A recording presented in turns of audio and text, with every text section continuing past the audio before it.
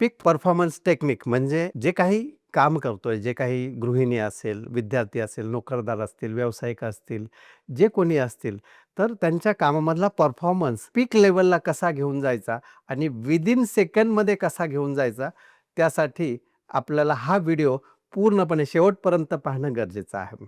मित्रांनो, आपण जर पाहिलं तर आपल्या आतमध्ये, आपल्या मेंदूमध्ये 3 पर्सनॅलिटीज आहेत आणि त्या 3 पर्सनॅलिटीज प्रत्येकामध्ये आहेत. 3 पर्सनॅलिटी म्हणजे 3 आत्मे नाही, हे पहिलं लक्षात घ्या. 3 पर्सनॅलिटी म्हणजेच आपल्या आतमध्ये 2 पर्सनॅलिटी ह्या कायम असतात. ड्युॲलिटी आणि पोलॅरिटी. सिगारेट पिणारे पण तुम्ही असता, ती सोडणं किती गरजेचं आहे हे म्हणणारे सुद्धा तुम्हीच असता. जिमला फी भरणारे सुद्धा तुम्हीच असता आणि न जाणारे सुद्धा तुम्हीच असता. सकाळी लवकर उठणं किती गरजेचं आहे माहीत असणारे पण तुम्ही असता आणि न उठणारे सुद्धा तुम्हीच असता. ही ड्युअल पर्सनॅलिटी तर ही प्रत्येकामध्येच असते. पण सगळ्यात महत्त्वाची जी पर्सनॅलिटी आहे, ज्याच्यामध्ये आपल्या मेंदूमध्ये 3 भाग केले, तर पहिला भाग जो ड्रीमर हा चालू होतो. ड्रीमर म्हणजे आपल्या इच्छा. ज्या इच्छा आहेत, त्या इच्छा माणसाच्या कायम चालू असतात आणि त्या इच्छा जर आल्या आणि त्याच्यावर जर आपण ॲक्शन घेतली, तर आपल्याला रिझल्ट मिळणार आहे. पण आपण डायरेक्ट ॲक्शन घेत नाही. म्हणजे जे पहिलं माइंड आहे, हे कॉन्शियस माइंड आहे, बाह्य मन आहे. दुसरं जे माइंड आहे, जे मध्ये असतं, त्याला आपण क्रिटिकल माइंड म्हणूयात. हे क्रिटिकल माइंड याच्यामधून सतत आपल्याला आवाज येत असतात, की हे करू का नको? केलं तर काय होईल? म्हणजे हे तुम्हाला कायम सेफ ठेवण्याचा प्रयत्न करतात. हे क्रिटिकल माइंड प्रत्येकाचं, हे तुम्हाला कायम I am safe, I am risk free, म्हणजे हे तुम्हाला कायम रिस्क फ्री ठेवणार.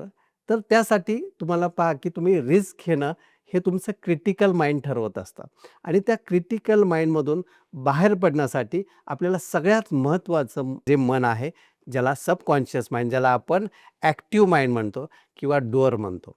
आता ह्या ॲक्शनमध्ये येण्यासाठी आपल्याला ज्या क्रिटिकल माइंड आहे, त्याला थोडंसं दूर करणं गरजेचं आहे. त्याची विचार करण्याची क्षमता कमी करण्याचं गरज आहे. कारण हे जेव्हा क्रिटिकल माइंड जेव्हा दूर करू, तेव्हा आपण नक्कीच आपल्या आयुष्यामध्ये ती आपली सगळी एनर्जी, सगळ्या इच्छा, कारण तुमच्यामध्ये सगळं आहे. तुमच्यामध्ये स्किल आहे, तुमच्यामध्ये नॉलेज आहे. आता नॉलेज तर तुमच्याकडे जो स्मार्टफोन आहे, याचा अर्थ नॉलेज सगळ्यांकडे आहे. फक्त ॲक्शन घेता येत नाही आणि ह्या ॲक्शनवर काम करण्यासाठी ह्या ॲक्शन कशा घेतल्या पाहिजेत, किती फास्ट घेतल्या पाहिजेत आणि त्या का होत नाही, त्यासाठी आपण थोड्या वेळ आपण ह्या क्रिटिकल माइंडला बाजूला करणार आहोत आणि बाजूला केल्यानंतर आपण सबकॉन्शियस माइंडला जे आता काही प्रोग्राम करणार आहोत, आपल्या शरीरातील प्रत्येक पेशींना आता आपण ॲक्टिवेट करत आहोत आणि त्या ॲक्टिवेट झाल्यानंतर लगेचच तुम्हाला तो उत्साह, ती जी काही ताकद आहे अंतर्मनाची, त्याची तुम्हाला नक्की जाणीव होईल आणि ती जाणीव झाल्यानंतर नक्कीच आजपासूनच तुमच्या आयुष्यामध्ये एनर्जी तुमची वाढेल, तुमची कार्यक्षमता वाढेल आणि ती कायम टिकून राहण्यासाठी हे टेक्निक तुम्हाला जरूर 2 ते 3 मिनिटं हे रोज रेग्युलर करायचं आहे. त्यासाठी शांत बसा. एक डोळे बंद करा. Spine straight. पाठीचा भाग सरळ ठेवा. मान सरळ. एक मोठा श्वास घ्या. श्वास सोडा. आता मी जे सांगतोय तशी फक्त कल्पना करा. श्वास घेताना मनातल्या मनात एक विचार करायचा.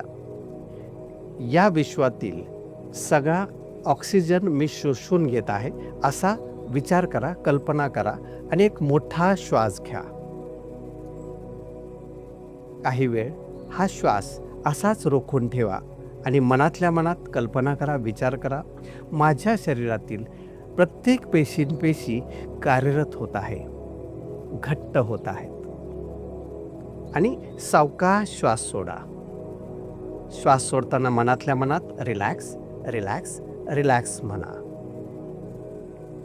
पुन्हा एकदा दीर्घ श्वास घ्या. श्वास रोखून ठेवा. माझ्या शरीरातील पेशी कार्यरत होत आहेत, घट्ट होत आहेत आणि श्वास सोडताना 3 वेळा रिलॅक्स, रिलॅक्स, रिलॅक्स म्हणा. पुन्हा एकदा श्वास घेताना मोठा श्वास घ्या आणि श्वास घेताना कल्पना करा की या विश्वातील सगळा ऑक्सिजन मी शोषून घेत आहे आणि श्वास रोखून ठेवा. मनातल्या मनात कल्पना करा, माझ्या शरीरातील प्रत्येक पेशी कार्यरत होत आहे, टिकून राहत आहेत आणि श्वास सोडताना 3 वेळा रिलॅक्स, रिलॅक्स, रिलॅक्स म्हणा. श्वास सोडून द्या. Very good. दोन्ही हात एकमेकांवर सोडा आणि चेहऱ्यावरून सावकाश हात फिरवा. आता डोळे उघडा. डोळे उघडल्यानंतर अगदी हलकं मोकळं फ्रेश वाटेल. ही जी टेक्निक आहे, ज्याप्रमाणे आपला ऑक्सिजनचा जो एक कण आहे, तो आपल्या संपूर्ण बॉडीमध्ये म्हणजे पोटामध्ये जातो आणि पोटामधून संपूर्ण शरीरामध्ये 72,000 नाड्यांद्वारे तो संपूर्ण शरीरामध्ये जात आहे. अगदी सेम तसं या सूचनासुद्धा तुमच्या अंतर्मनात या ऑक्सिजनसोबत, तुमच्या श्वासासोबत तुमच्या अंतर्मनात जात आहेत आणि शरीरातील प्रत्येक पेशींमध्ये त्या सगळ्या सूचना कार्यरत होत आहेत. हे टेक्निक दिवसभरात तुम्हाला कमीत कमी 3 वेळा करायचं आहे. जास्तीत जास्त कितीही वेळ करू शकता आणि याचा रिझल्ट हा तुम्हाला पहिल्या दिवसापासूनच येणार आणि त्यासाठी मला जरूर कमेंटमध्ये नक्की सांगा, की तुम्हाला हे टेक्निक कसं वाटलं आणि असे नवनवीन टेक्निक्स जाणण्यासाठी व्हिडिओला लाईक करा, सबस्क्राईब करा आणि जास्तीत जास्त शेअर करा. धन्यवाद.